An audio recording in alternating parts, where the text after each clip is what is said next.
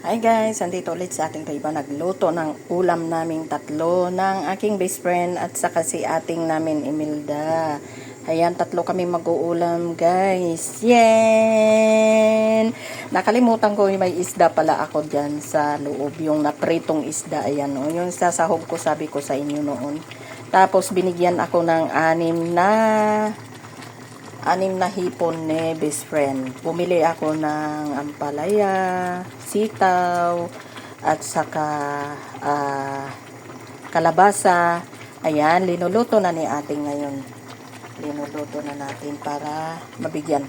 Kasi kung kunti-kunti lang,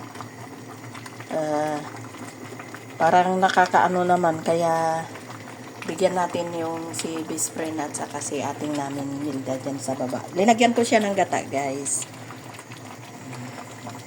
Tapos yung hiniwa-hiwa ko na yung isang tamban bang tawag sa atin nito. Ayan.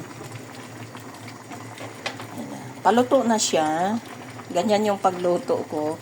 May kunting karne rin sa loob, yung pork belly. Yun yung prinito ko kanina, tapos pinangloob ko. Okay, lagay na natin. Lutuin lang natin konti, tapos ihalo na. Ganyan lang po si ating Reba magluto ng ulam. Thank you sa inyong panonood. God bless. Paluto na po yan. Yan ang ulam naming tatlo. My best friend at saka si ating Melda.